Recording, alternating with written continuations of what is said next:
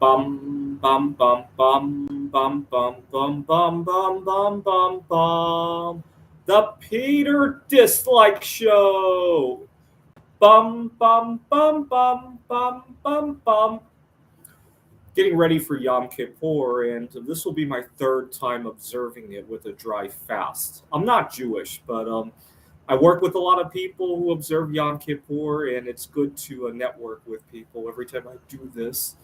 And even I myself am starting to spread the tradition. So, a year and a half ago, I met a Ukrainian refugee while I was living in Seattle. And so for a time, I thought things were over until she called me recently. She's back in Ukraine now, and I was a little surprised that she was going to do Yom Kippur with me.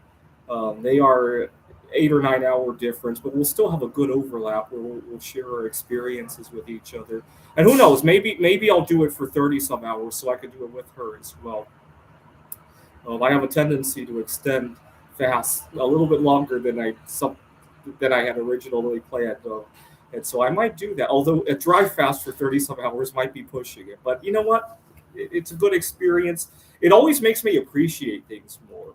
I've only done it 2 times, but both times it made me appreciate all that I have that much more. Too often, I forget what I'm doing, right? We stuff our faces. And the other thing that you have to abstain from for Yom Kippur, the sexual activity, a lot of times I'm hardly even enjoying it. Lately, I've been trying to slow down and actually take in what I'm doing, even if I'm sinning, right? And even if I'm eating something that's suboptimal or having unusual sexual fantasies, right? When I do that, I try to slow down and take it in. I tried to quit masturbating at one point. I masturbate a heck of a lot less now than I did 3 years ago. But at one point, I tried to quit. And I think the biggest takeaway I got from all those quit attempts was that I actually indulge in masturbating now. In the past, it was a very abusive activity, right? It was like Saturday, I don't want to be creative. I'm just going to lay at home and masturbate all day. In the past, I had a tendency to do that. Lately, I actually sit down and indulge, right? And I also kind of make it a rule to not fantasize about people that I know at a personal level, right? I had a tendency to fantasize about the people in my life, or maybe ex girlfriends, right? Or somebody that I might know at work, right? I hate to admit that, but yeah, I have fantasized about people that I really shouldn't have.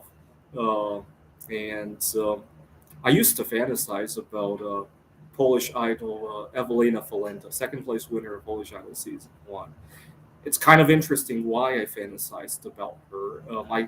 When I was following her, she was in her mid to late 30s, and it upset me that she kind of never shared her body with anybody else, and so again, it's a very abusive form of.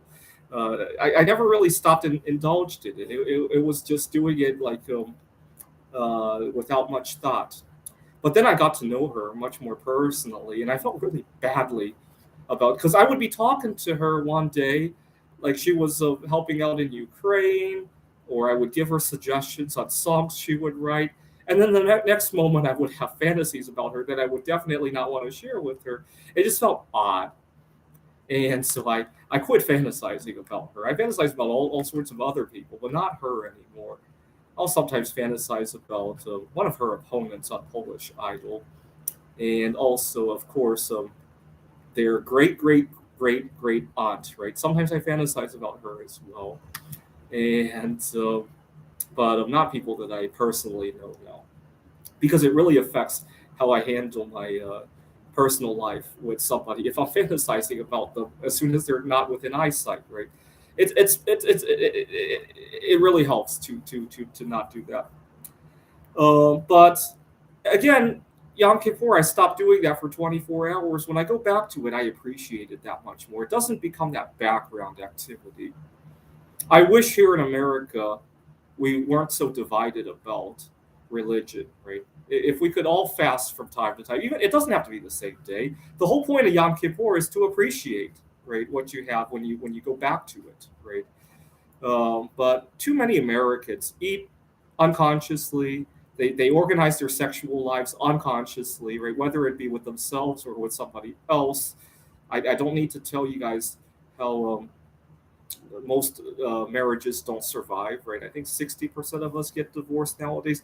I think it's because we don't live for the moment, right? We live unconsciously. And too often, I think part of the reason, speak about division here in the United States, I was just talking to my friend in Ukraine, and I'm kind of envious at how much vacation time they get from your jobs. As bad as Ukraine is, they have one thing right. And I think part of the reason that Ukrainians or Europeans in general get so much vacation time is that they're not so divided about what they do on vacation, right? Here in the United States, vacation is a very divisive subject, right? Some people like to go to Las Vegas, some people like to go to the beach, some people like to go see Taylor Swift at her concert, other people like to go to a computer Olympia conference, go to an art show. You get the idea, right? It's so divisive that it's very easy to trivialize everybody else's vacation, right? And oh my God, my employees are wasting all this vacation time going to see Taylor Swift. Or it's very easy to do that, right? In the Europeans, people tend to go on vacation in tandem, right? And so everybody else's vacation is also my own vacation, right? To give you an idea of how divisive it was, I was working at a tutoring center. I had a boss who micromanaged quite a bit, and I really liked it when he went on vacation. I was trying to schedule my own vacation. I wanted to find out when he was going on vacation because I would schedule a different week, right? If he goes for a week and I go for a week, I get to enjoy both weeks, right? The last thing I wanted was to coincide the two vacations, but he was very quiet. He didn't really share his vacation plans. Now, one day, he wants me to teach somebody remotely on his computer. And while I was on there, I peeked at some of his personal stuff, and I found his calendar with his vacation. It was really beautiful. I planned the vacation for the week after that so that I would have 2 weeks of peace, right? One where I could work freely, and the other where I could actually go on vacation, right? See, that kind of culture would never happen in Europe, right? We don't micromanage like that. And that's what makes me want to leave the United States, even if it's to move to Ukraine, right? I can't imagine doing that in Ukraine. I really can't. Anyway, so let's understand what Yom Kippur is about. It's about appreciating what we have by taking a break away from it, right? And try not to make it a very divisive thing. This is the Peter Dislike Show. Bum bum bum bum bum bum bum bum bum bum bum bum. The Peter Dislike Show. Bum bum bum bum bum bum bum. Bum bum bum bum bum bum bum bum bum bum bum bum. The Peter Dislike Show. Bum bum bum bum bum bum bum.